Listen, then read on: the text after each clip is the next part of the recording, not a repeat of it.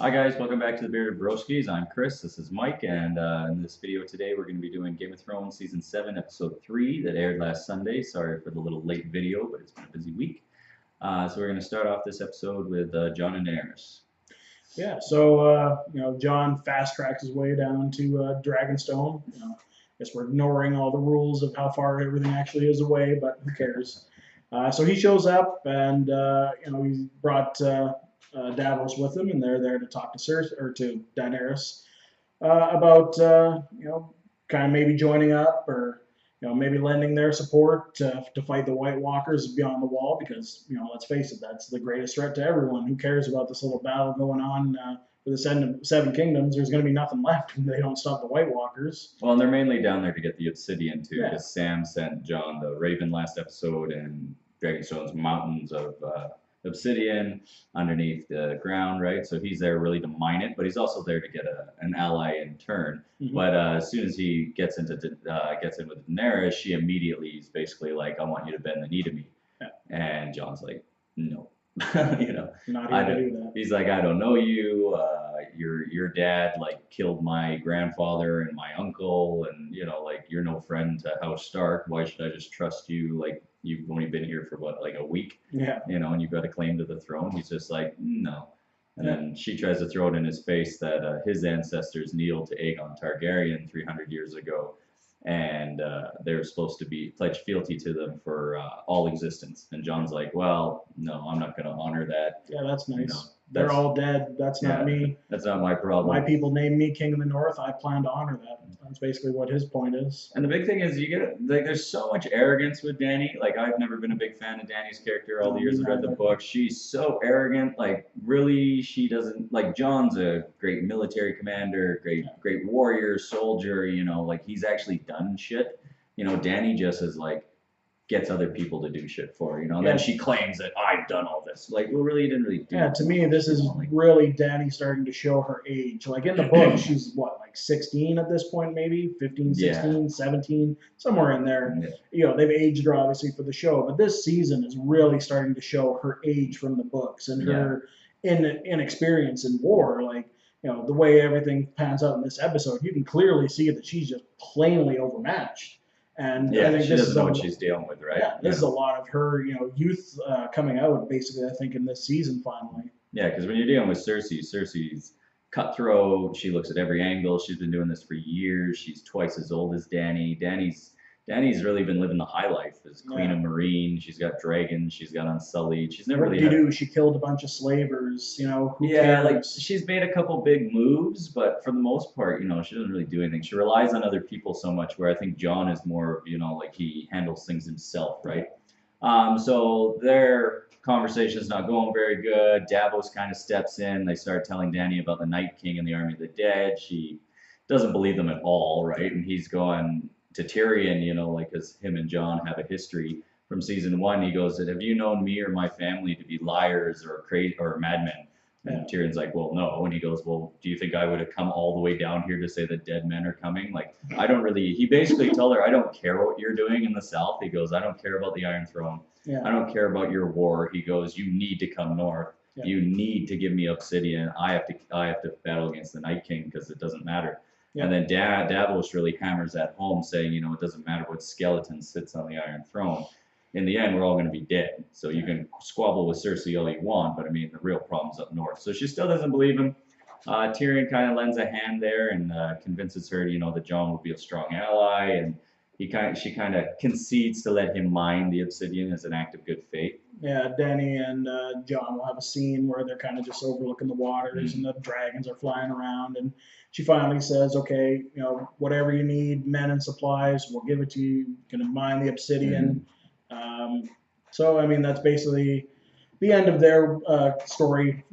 They tie in with Cersei again later in the episode, but that's basically... They're trying to develop some sexual tension between the two of them. Like, you can tell they're trying to, because obviously, like, he's her brother, technically, half-brother. So, I mean, like, they're trying to draw that sexual tension or admiration for each other, like, they have little moments where they're looking at each other very thoughtfully, but...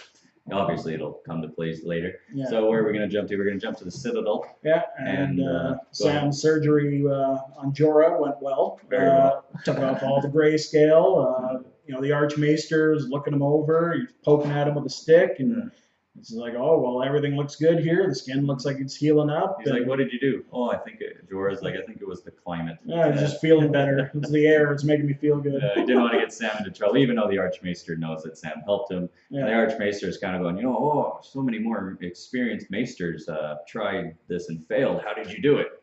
And Sam's like, oh, I read the book and followed the instructions. And he's just like, Yeah. So it's kind of funny. Like Sam's pretty comical, actually. I found the last couple seasons. He's really good. Yeah.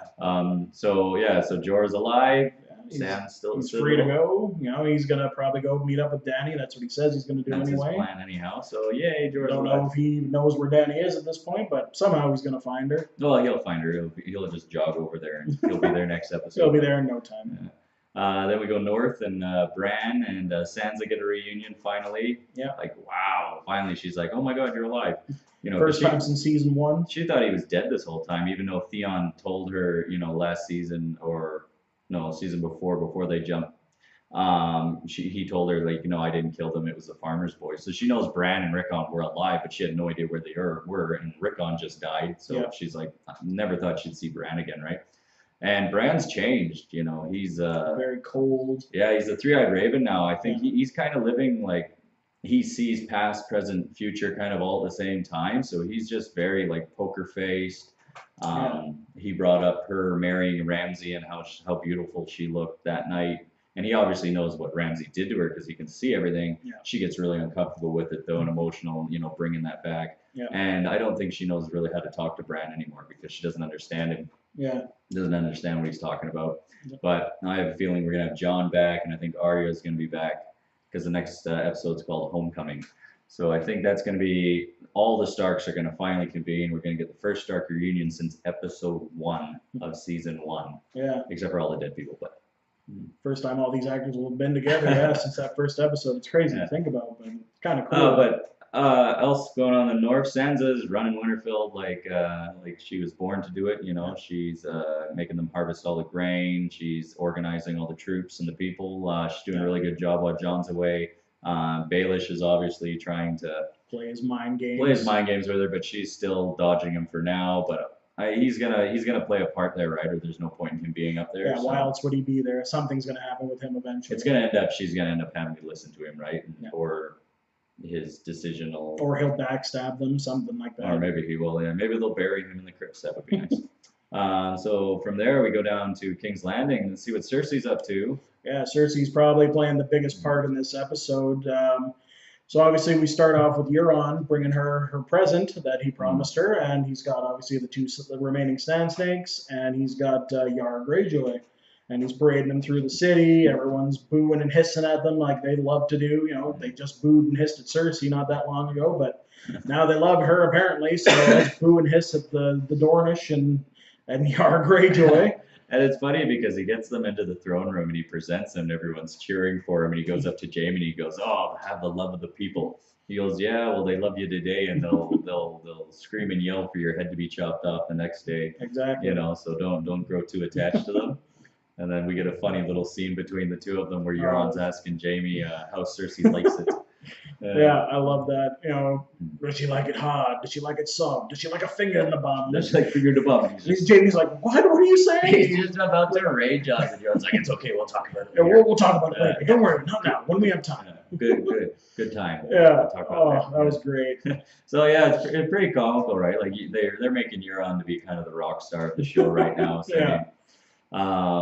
Besides that, now Cersei's got her prize, so she's down in the dungeon. She's got Illyria and her daughter, and she's got them both chained to the wall and gagged. And like I predicted, I was like, I hope she gets the mountain to squeeze her head because I really don't. That wasn't good enough. Yeah, I really don't like the sand snakes, but they brought it up, so I was happy that they brought it up. And she's like, that would be too quick. Yeah. So instead, she gives her daughter the long kiss because Qyburn found out what poison they used on Myrcella. Yeah. So Cersei kissed her daughter, and basically she's gonna keep Ilaria Sand alive. Yeah, long enough to see her daughter And just rot and die no, away. she's just saying no. She kept her in there for the rest of her life. She goes, if Well, you're yeah, well, long enough to see her daughter, die and as become well. a corpse Yeah. and decompose, and she's like, if you won't eat, we'll shove food down your throat. So basically, you're gonna survive down in this cell for as long as you can, watching your daughter rotten from you. So I thought that was pretty cool. I was expecting a little more gruesome death, but I guess that's it. Yeah, she'll die eventually, so that's all I care about. I thought it was good though, and you got to see kind of like Cersei's usually in so much control, but you saw her come out of that when she's yelling at Ilaria Sand, going like, "You killed my daughter. Like, why did you Why kill did you do Marcella?" that? And then you see like Cersei kind of like come out of her controlled state, and then she's just a mother again, Yeah. like searching for answers, and then she catches herself and goes back into, Cold, calculating cold Cersei, and goes, "Oh well, it doesn't matter now."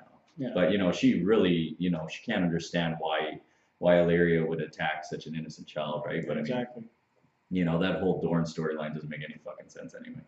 It's the most brutally butchered thing that they've done in the show, and I love the show, and it's the only thing I really hate Yeah. is the Dornish storyline because it's so much cooler in the book.